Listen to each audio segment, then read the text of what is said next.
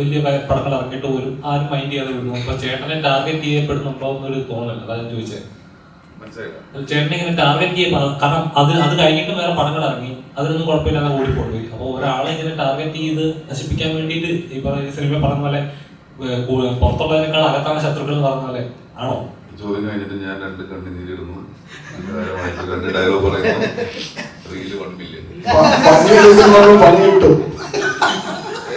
പണിയെടുക്കുന്നവന് പണി കിട്ടും. ഇനി പണി രണ്ടാമത് എടുക്കാൻ പോകാണെന്ന് അത് ഇല്ല വെച്ചിട്ട്. ജോജിച്ചേട്ടാ എവിടെ ജോജിച്ചേട്ടാ? അതായത് ഒരു നല്ല നടനാവണമെങ്കിൽ സിനിമയുടെ പിന്നാമ്പുറവും അറിഞ്ഞിരിക്കണം എന്നൊരു സന്ദേശമാണ് ജോജിച്ചേട്ടന്റെ ഒരു വളർച്ചയിൽ എനിക്ക് പേഴ്സണലി തോന്നുന്നത്. അല്ല, ഞാൻ പറഞ്ഞത് ആ വന്ന വഴിയാണ്. അതായത് ഒരു ജൂനിയർ ആർട്ടിസ്റ്റ് എല്ലാ അർത്ഥത്തിലും നല്ലോണം വേർപ്പൊഴുകി തന്നെയാണ് ഇവിടെ വരെ എത്തി നിൽക്കുന്നത്. ഇപ്പൊ കൂടി ഞാൻ ശ്രദ്ധിച്ചു ഡയറക്ടറിനെ അപ്രിഷിയേറ്റ് ചെയ്യുന്നത്. അതായത് എല്ലാവരും ചോദ്യങ്ങൾ ജോജിച്ചേട്ടനോട് പോകുമ്പോൾ നല്ലൊരു വർക്കാണ് ഇവൻ ചെയ്തിരിക്കുന്നത് ഒരു ഡയറക്ടർ പോയിന്റ് ഓഫ് വ്യൂ ഇതില്. അപ്പൊ പണ്ട് മുതൽ ഇങ്ങനെയാണോ? അതായത് ഒരു സംവിധായകന്റെ കലയാണ് സിനിമ എന്ന് പൂർണ്ണമായി വിശ്വസിക്കുന്ന ഒരാളാണോ? അങ്ങനെയാണല്ലോ, സംവിധായകന്റെ കല തന്നെയാണ് സിനിമ. അത് തർക്കമില്ലാത്ത കാര്യം, ഞാൻ പറയണതല്ല, അതാണ് അതിന്റെ സത്യം. അതെ. അപ്പോ ഈ സിനിമയിൽ നാരായണന്റെ 3 മുഖമുള്ള സിനിമയില് നല്ല എണ്ണം പറഞ്ഞ 2 നടന്മാര് ഒപ്പം കട്ടയായിട്ടുണ്ട്.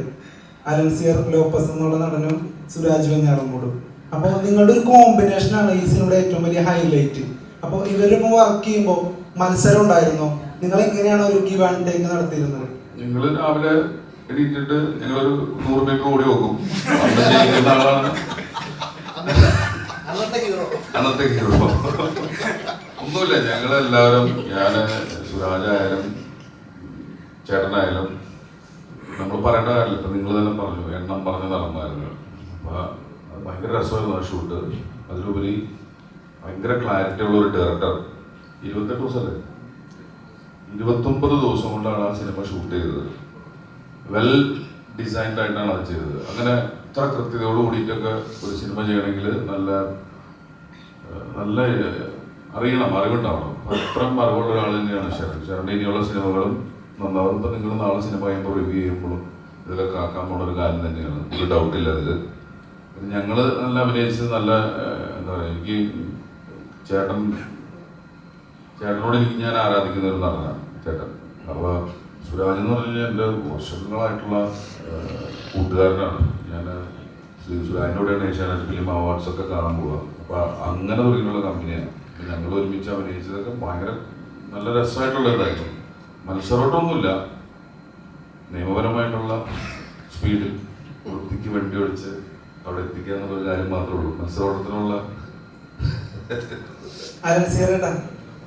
മലയാള സിനിമയിലെ അഭിനയ രാജാവായിട്ടുള്ള തിലകൻ സാറുമായിട്ട് അലൻസിയറിനെ കമ്പയർ ചെയ്യുന്ന ഒരു വിഭാഗമുണ്ട്. എന്തടിസ്ഥാനത്തിലാണ് അങ്ങനെ ഒരു കമ്പാരിസൺ ഒരു നടനെന്നുള്ള തോന്നിയിട്ടുണ്ടോ? അത് എനിക്ക് ഭയങ്കര സങ്കടകരമായിട്ടാണ് തോന്നിയിട്ടുള്ളത്. ഞാൻ ആർക്കും പകരക്കാരനല്ല. എനിക്കുള്ള സ്ഥാനം എന്ന് പറയുന്നത് എൻ്റെ ഈ ഇരിക്കുന്ന കസേര മാത്രമാണ്. തിലകൻ സാറിൻ്റെ സിംഹാസനത്തിൽ ഇരിക്കാനുള്ള യോഗ്യത ഒന്നുമില്ല. ഒരാളെ നിങ്ങൾ താരതമ്യം ചെയ്തത്. നിങ്ങൾ നേരത്തെ ജോജുവിനോട് ചോദിച്ചു ഞങ്ങൾ മത്സരോട്ടം നടത്തിയോ? ഞങ്ങൾ ഒളിമ്പിക്സ് ഓട്ടത്തിൽ പോയതല്ല. കല എന്ന് പറയുന്നത് കായിക മത്സരം പോലൊരു പരിപാടിയല്ല, അതൊരു കൊടുക്കലും അങ്ങനെയാണ് കലയിൽ. ഇദ്ദേഹം തരുന്ന ഒരു ആക്ഷന് ഞാൻ റിയാക്ഷൻ കൊടുത്തിട്ടില്ലെങ്കിൽ ഇദ്ദേഹത്തിൻ്റെ ആക്ഷൻ ശൂന്യമായി പോകും. അത് പരസ്പര സ്നേഹമാണ്. ഞങ്ങൾ ശത്രുക്കളായിട്ട് അഭിനയിക്കുമ്പോൾ പോലും പാരസ്പര്യമുള്ള സ്നേഹത്തോടു കൂടിയാണ് അത് പങ്കുവയ്ക്കുന്നത്. അവിടെയാണ് നിങ്ങൾ അത് ആസ്വദിക്കുന്നതും ഞങ്ങളുടെ ശത്രുത നിങ്ങൾ മനസ്സിലാക്കുന്നതും. അത് ഞങ്ങളുടെ അഭിനയമാണ്. അല്ലാതെ കായിക ഓട്ടത്തിൽ നേരത്തെ ജോജു പറഞ്ഞതുപോലെ ഓടി തോൽപ്പിക്കാനും ആരെയും തോൽപ്പിക്കാനും ഞങ്ങൾ ആരും മത്സരിക്കാറില്ല. അങ്ങനെ ഒരു മത്സരം ഞങ്ങളുടെ ഈ സിനിമയിലോ എൻ്റെ ജീവിതത്തിലോ ഞാൻ ഉണ്ടാക്കിയിട്ടില്ല. ഞങ്ങൾ ആരും ഉണ്ടാക്കിയിട്ടില്ല എന്നാണ് എൻ്റെ വിശ്വാസം. അത് മമ്മൂക്കയായാലും ലാലേട്ടനായാലും എല്ലാവരും.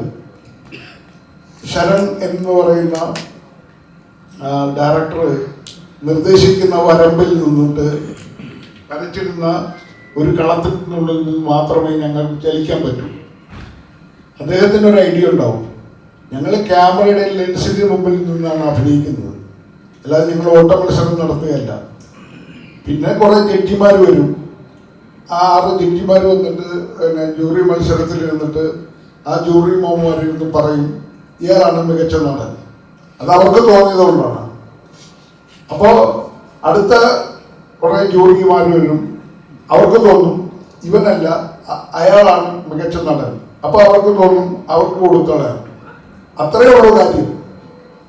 ജൂറിമാരുടെ തീരുമാനത്തിന്റെ അടിസ്ഥാനത്തിലാണ് ഈ അവാർഡുകൾ നിർണ്ണയിക്കപ്പെടുന്നത്, അല്ലാതെ ഞങ്ങൾ ഓട്ടമത്സരം നടത്തിയിട്ടല്ല.